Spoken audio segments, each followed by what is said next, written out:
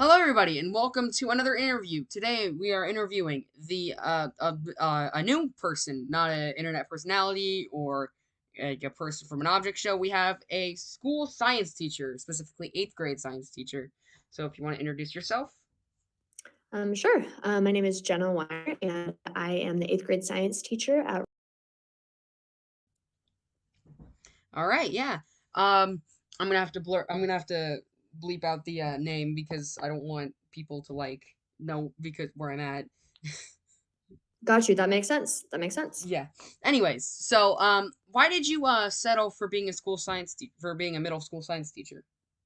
So what's funny is I don't really feel like I settled. I think since I was really young, I have always wanted to be a teacher. I always imagined that it would be elementary, and then as I got into middle and high school, I realized that I'd probably connect a little better with the middle and high schoolers. But originally, I wanted to be a math teacher, and then after a year of teaching that, I realized that what I was a little bit more passionate about was the hands-on applied type maths. So whether that's physics, whether that's chemistry, but at the same time, middle school just I think is a better fit with my personality. And so, yeah, middle school science teacher, there was an opening here, and it just all seemed to work out. So I don't feel like I settled in the sense that I get to hang out with and teach and learn from young people all the time. And I really love my job. All right. Um. What made you? No, wait, I can't do that. What's your school like?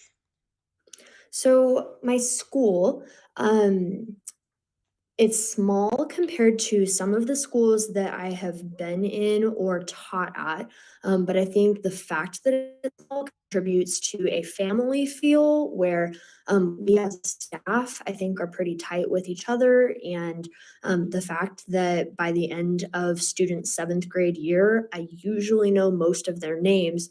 Really helps when they come into my classroom during eighth grade because we've kind of already got a little bit of a connection there.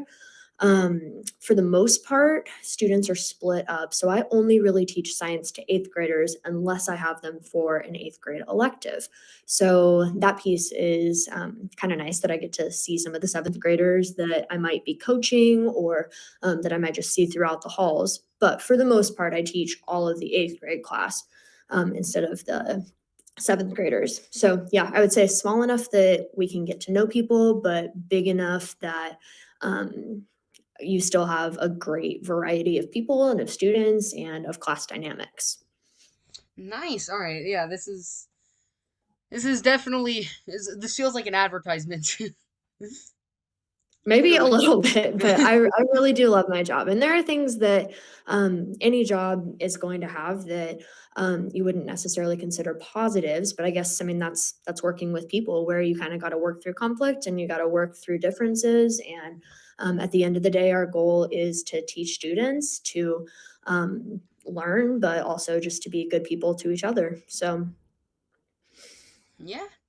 Um, all right. So when I asked different people questions, there was one person in particular that was just asking the most basic questions because I don't know why. So what's your favorite color? It probably depends on whether it's favorite color to decorate with or favorite color to wear. But we're gonna go with decorate with because that probably applies a little bit more to my classroom. Um, I have a lot of really bright colors. Yeah, I tend to be a pretty energetic person, so the bright colors are probably my favorites. Oranges and yellows are real happy colors, but I just feel like they go really nicely with turquoises and dark blues. So that's kind of the color that my room is themed. All right. So what's your favorite lesson to teach? I would say anything that has a hands-on component. It's really fun when we're able to experience whatever that learning is first, in person. So instead of it just being reading notes off of a slide or reading out of a textbook and then, maybe getting to a hands on piece, if we're able to start with the hands on piece so that students have an experience to connect their new learning to, I would say those tend to be my favorite lessons. But the lessons too, where what we're learning in middle school is not if students are ever going to go. So some students who just ask really good questions, and you're like, oh, shoot, like you're not going to hit this until high school, but we can talk about it a little bit now, where I'm able to push students' thinking, but also keep it tied to a hands-on experience. I think those tend to be my favorite lessons. All right. Um, so, when I was asking people questions for, for the interview, so like 90% of them were Breaking Bad. And it was like I had to filter out so many of them. Um, so I guess just the thing that everybody wants to know is Breaking Bad realistic? So I cannot speak to the drug lord, like gang side of things, like the cartel side of things.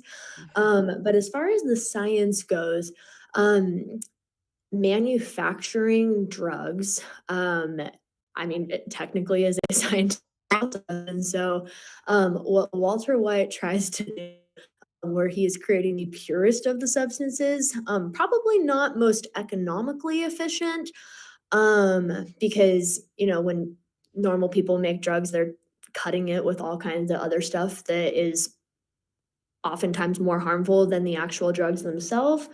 But the idea that you could make a pure version of meth, I mean, is scientifically based. All right. So, what is your opinion on the Flat Earth Society? So this question I feel kind of goes with your question a little bit later on about whether science lies, and I think a lot of times we confuse what we perceive to be happening in the world around us with what's actually happening in the world around us, and science is very focused on explain the phenomenon that we are seeing.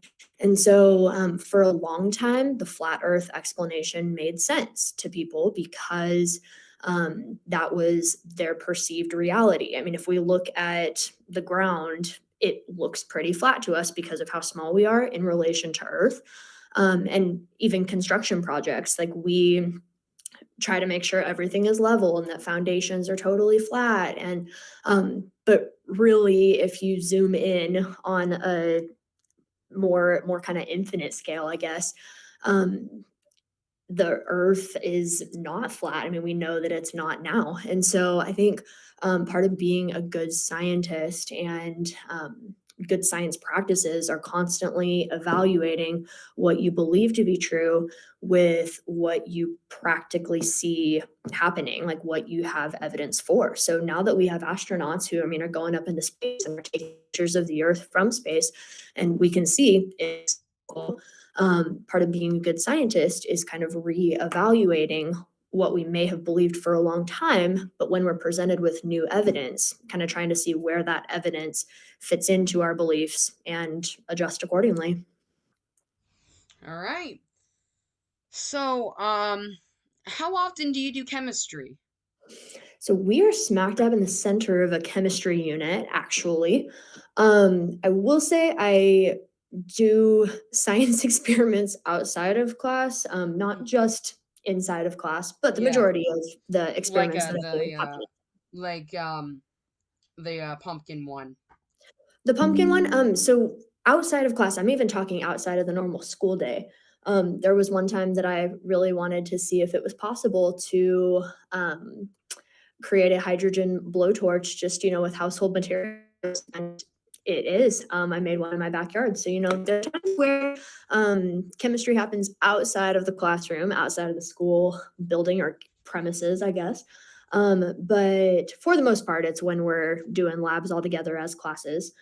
But yeah, this current part of our year is really focused on chemistry. So we're learning about what happens kind of at a molecular level, and we're also learning about what happens at the observable level. So My class isn't 100% focused on chemistry, but the unit that we're currently in definitely is. All right. So, so can you try to explain quantum physics? So quantum physics, we are working with that at a very, very small scale, or at least we were in eighth grade for a while, where essentially it's the study of very, very zoomed in. So, what is happening with matter interactions at the most basic level? Now, as science has progressed over, even the last 100 years, we've recognized, oh, like it's not just atoms, that we have this nucleus that's even smaller. And then within that nucleus, we have neutrons and protons. And then within those neutrons and protons, we have quarks and we have all of these smaller pieces that are making it up. But quantum physics is really just kind of investigating what is happening at that level and how much can we manipulate matter, and then what happens when we start messing with those fundamental building blocks of our world, essentially. All right. So, what was the worst class that you've had to teach? I don't know that I can pinpoint one single worst experience, but I think it might be more a category of experiences where, and I've worked really hard on a lesson on kind of curating a learning experience for my students. And a lot of times, I think what people don't realize is how much time outside of school is spent on trying to provide good learning experiences for our students. So a lot of times, About how many hours would you estimate that to be? um, during my first few years of teaching, it was bordering on 4 or 5 usually, not that's a pretty conservative estimate. Now that I have kind of my curriculum established a little bit better and I'm just kind of making tweaks or every once in a while adding in something that I found really cool, or maybe there's a new development that's come out in science, and so you wanna make sure your students are, in the know about that. It's uh, oh, probably 1 to 2 hours, every day outside of school, but, I mean, sometimes that includes shopping to go and get lab materials, and, I mean, sometimes that's money that's coming out of my own pocket, and so, it's opportunities that I'm happy to help provide, but when students aren't, taking advantage of it, or, when they kinda just don't really care, I'd say that's probably what's toughest, um, as far as teaching goes, when you work really hard on something and then students either intentionally or Yeah. not intentionally just kind of shove it back in your Is face. there So, a specific moment of like a student's behavior that you can recall? um, I would just say when there's been blatant disregard for the amount of time and effort that's been put in for them. Yeah, those would be the specific moments that I think just honestly hurt the most, Yeah. because you're just trying to help students learn. Yeah.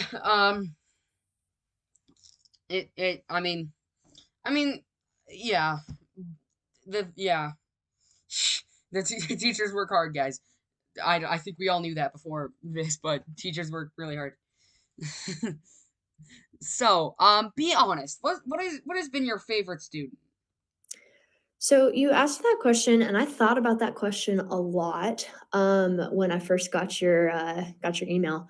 But I think a lot of times people assume that what students would consider to be favorite characteristics of other students aren't necessarily what teachers are always looking at. So when people ask about favorites, I think what comes to mind for them is, oh, who is the best athlete, who's easiest to coach, or maybe who always gets the answers right the first time, or who's really kind to the teachers and really kind to all the classmates. And I think there are aspects of that that are true. There are students who definitely make our job a lot easier.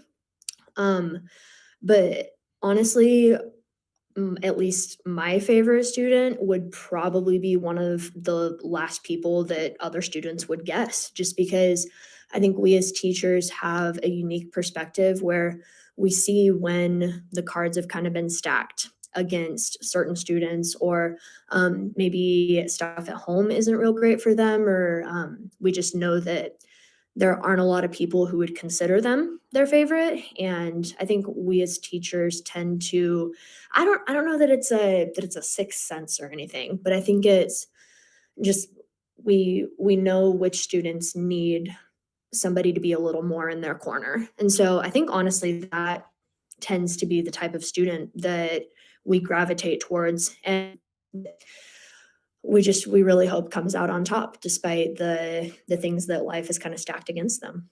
All right. So, what are your um what are your thoughts on the ability of curriculums to teach proper wait, hang on. Must have not copied all of them. My bad. Um so what is your opinion? What is your thoughts on the ability of curriculums to teach proper science, eighth grade science? So I think it all depends on um what the goal is of education. If the goal is that students are able to answer everything correctly the first time, then you kind of teach one way. If your goal is that students are critically thinking and willing to kind of explore the world around them, and um, your method looks just a little bit different. So when I'm focusing on a lesson, my goal is not so much how can I give all of the information right here and just tell students this is exactly what's happening. Because once they get out of school and those learning experiences aren't just handed to them, because really students are in a unique position where during these years of their lives, um, everything that we as teachers are doing and their whole focus at school is all on them being able to learn and learn a lot during these real formative years. And so, um, once you get out of school, it's not like information is just handed to you, or that you have certain times of the day where this is just dedicated to learning science, unless you're going into a science research career. And so I think my goal as a teacher is that if students have questions about the world around them, okay, let's try it, let's experiment with it, and then let's see what kinds of patterns we're noticing, what kind of data can be observed or taken, and then from there, is that something that can be generalized about lots of other things, or is that just specific to this situation? So, those are great questions that when students ask things along those lines, I know that we are working on developing those critical thinking skills. And I would say, even more than students getting the correct answer the first time, my goal is also that students are learning perseverance, that they're learning communication and collaboration with their classmates, that they're learning that when they have a question, I mean, yeah, sometimes you can Google it, but sometimes you're going to learn a lot more by actually experimenting with it, and um, just trying to see what. I think as long as students are being given the opportunity to push their thinking, because if students get everything right the first time, I mean, they're probably in too easy of a class. Like, the whole goal of being in school is that you're learning more and you're pushing your thought Yeah, limits. And so challenging them. exactly. So as long as students are being challenged and they're being given an opportunity to make mistakes, but then to correct those mistakes, I would say any curriculum that you have could be successful as long as those are kind of the goals and those are the outcomes. All right. Do you like well like I probably think I know I think the answer is no, but I just like what do you think about like giving like students like 3 pages of homework to do like every day and like piling them with that like Yeah. do you think that is the you think that's like a good way to teach, or do you think it should be more like in class? Well, I think there's a balance, because I think if students are, and this is what I always tell parents, that if students are walking home with a ton of homework from my class, and I can't speak to every single teacher, but I mean, I can tell you how our class runs. That if students are focusing and doing what they need to be doing in class and asking questions and getting help from the teacher and all of that. They shouldn't be walking home with a lot of homework, and if they are, it means that they're not using their class time well. Now, there are other times where, especially once you hit high school and college, that students are going to be taking more responsibility for their learning outside of school. And I mean, I remember when I was in college, there were times where I had multiple hours of homework a day. And I think a lot of that depends on what major you're doing and just kind of what they are for the school that you are at least from the school level and from a teacher perspective. I mean, I do still want my kids to be able to kind of have some life outside of school, whether that's sports or opportunity to spend time with their families or whatever else. So I think in our building, the teachers do a pretty good job of maintaining balance and making sure that students have time in class to get questions answered and to get help on what they need. Okay. I don't know what this question is, to be honest. Critical thinking on this critical thinking using sciences as a base. Do you know what that? I think that's the one that we had talked about the ability of curriculums with the critical Oh thinking. yeah. Yeah, I All think that's right. the one she answered. All right. What has been your favorite moment of being a teacher? Oh, um, I don't know if it is so much like seeing scores or, um, like particularly successful lab experiments or anything like that. I think it's when students come back and they might not always remember everything exactly that you learned or that you taught them.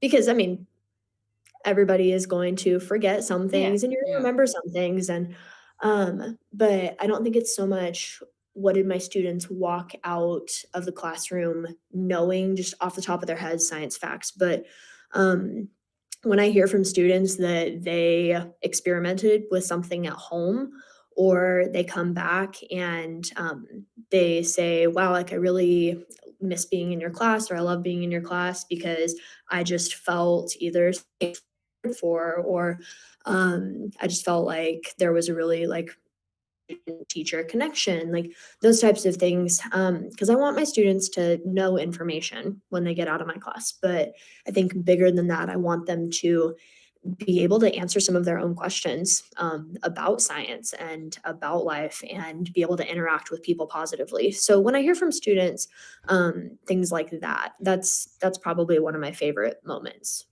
because I know that Yeah. what I have striven to do is has at least partly kind of been internalized by them. All right. So, what is your favorite element on the periodic table?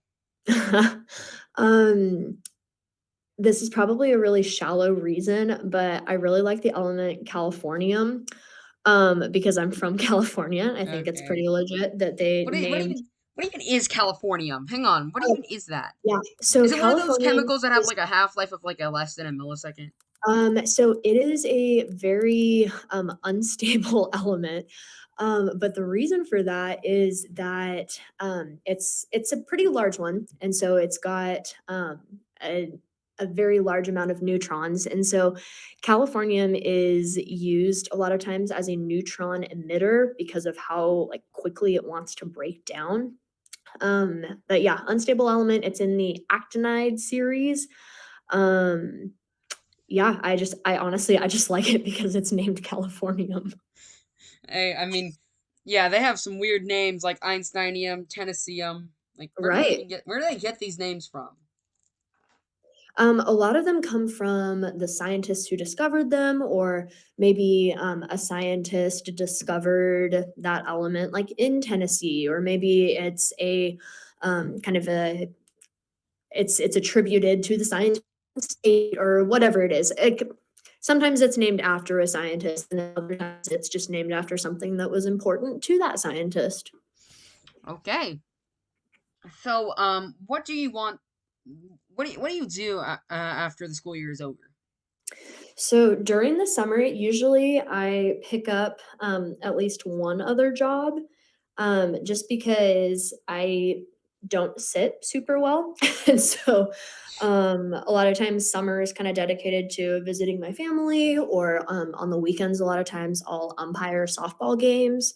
During the week, I usually get some type of job so that I'm staying busy. And yeah, that's about When how summer goes. when you umpire like softball games, like how bad is like the crowd? Like are they like little league games?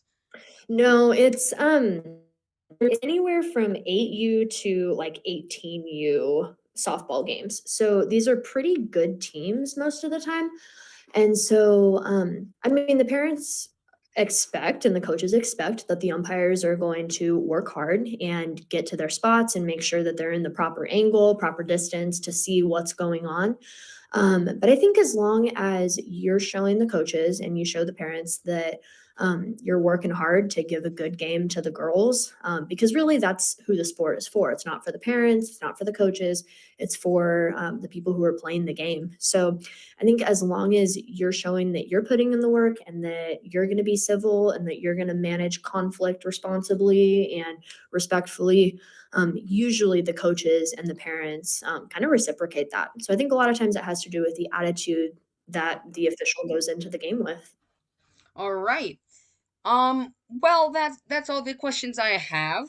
But I do want to ask you something just before you leave, just before we end the interview. Okay. Um, would you be willing to do a little lightning round just to test your science knowledge? You have a minute to answer 5 questions. They're just very simple. I just want to see what you have. All right, would you be up for the challenge? I can try. I can't guarantee, but I can try. All right, here we go. Three, two, one. Wait, no, hang on. Three, two, one. Name the chemicals of photosynthesis. The chemicals of photosynthesis. So if we're talking the elements that are involved, You it have a would be minute. carbon, hydrogen, and oxygen. Okay, okay. Here we go. We're gonna do this again. Like the chemical like compounds Oh, I like understand. H2O like the molecules I'm stupid. Okay. All right, here we go. Three, two, one. Name the molecules of Okay. photosynthesis. So a photosynthesis, you have carbon dioxide and then you have C6H12O6, I think are the compounds that go in there. Name 3 things that cause global warming. Three things that cause global warming. Pollution, and well, that would be like gas emissions, so carbon dioxide emissions. The ozone layer. Three things. Yes, 3 things. Oh gosh. Well, either way, it's like gas emissions because the idea is that you're putting gases up into the air. So are you looking for like direct sources of those? Yes. Great. Okay, cars, planes, and trains. All right. Name the 29th chemical of the periodic table.